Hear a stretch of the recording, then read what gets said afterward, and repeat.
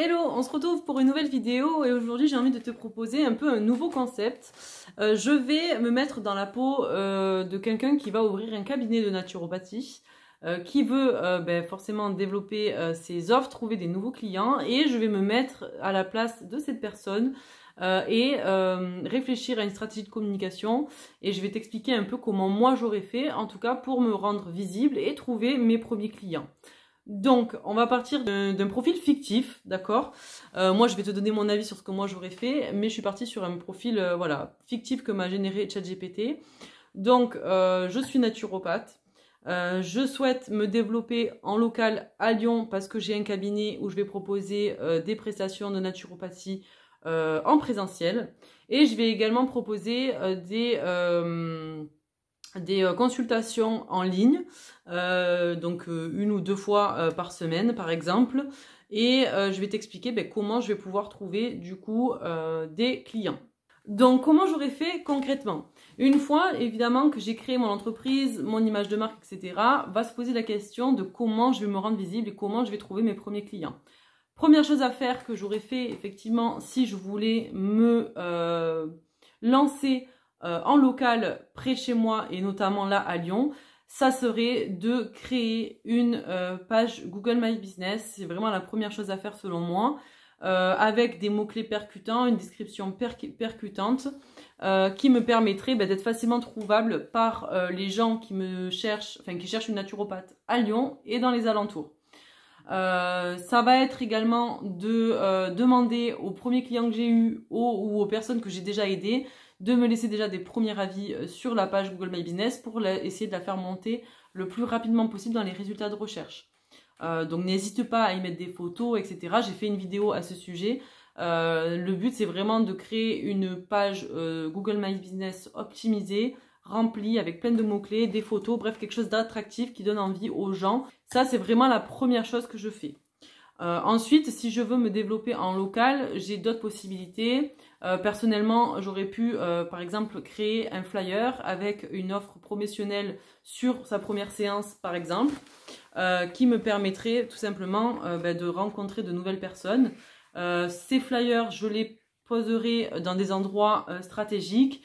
Donc si par exemple je suis naturopathe spécialisée dans les SPM et le stress, etc., peut-être que je vais pouvoir poser mes flyers ou demander des collaborations dans des cabinets de gynécologie, voilà, dans des endroits en tout cas où les femmes sont susceptibles de se rendre. Donc moi je pense à mon cabinet de gynécologie, mais ça peut être autre chose dans d'autres endroits pour que les femmes qui sont dans ce cas-là, donc stressées, qui ont des douleurs SPM, etc., puissent se rendre et tomber sur ça. Si elles voient qu'il y a une petite offre de bienvenue ou quoi, elles seront plus à même à appeler et à prendre rendez-vous, que ce soit en physique ou en visio, en fonction de leur envie.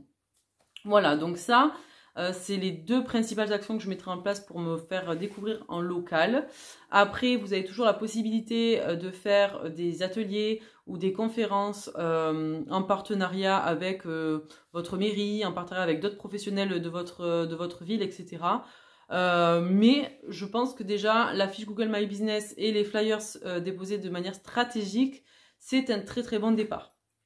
Vous avez la possibilité aussi de créer un site internet, mais moi je le mettrai en secondaire et je m'orienterai déjà beaucoup plus sur Google My Business et les flyers en local pour se faire connaître. Comme je conseille souvent de prioriser et de vraiment actionner sur des points cruciaux de sa communication pour trouver rapidement des clients, j'opterai moi pour Google My Business et pour les flyers. Il y a évidemment d'autres possibilités, mais pour le local je trouve que c'est déjà pas mal. Pour me faire connaître plus largement en local, vous pouvez aussi utiliser plein de manières de le faire. Moi, ce que je ferai, c'est que j'ouvrirai une page Facebook ou une page Instagram. Une page Instagram, je trouve que c'est mieux pour trouver des clients dans le monde entier. Moi, c'est ce que je fais pour mon cabinet de graphisme. Mais vous pouvez aussi utiliser Facebook, où c'est peut-être un peu plus simple pour que les gens, des amis partagent et pour pouvoir trouver de la population locale, on va dire. Donc moi je créerai une page Instagram avec une page Facebook que je lirai et je créerai du contenu Instagram régulièrement, peut-être 1 ou 2 fois par semaine pour commencer, déjà voir un peu si la stratégie fonctionne, si j'arrive à trouver une organisation. Voilà, créer du contenu en rapport avec votre expertise, à savoir le SPM, le stress, voilà, des routines lifestyle, le bien-être pour inspirer les gens à se sentir mieux au quotidien. Parler aussi de ce que vous proposez, de comment vous pouvez aider, en quoi la naturopathie va pouvoir les accompagner, etc. Bref, créer tout ce contenu-là sur plusieurs jours, sur plusieurs semaines, et aller interagir avec d'autres comptes pour tout simplement trouver de nouvelles personnes, les inviter à s'abonner sur leur page Instagram, sur leur page Facebook. Ça, c'est vraiment un bon moyen pour se faire connaître plus largement et trouver de nouvelles personnes et inviter les gens à partager, etc.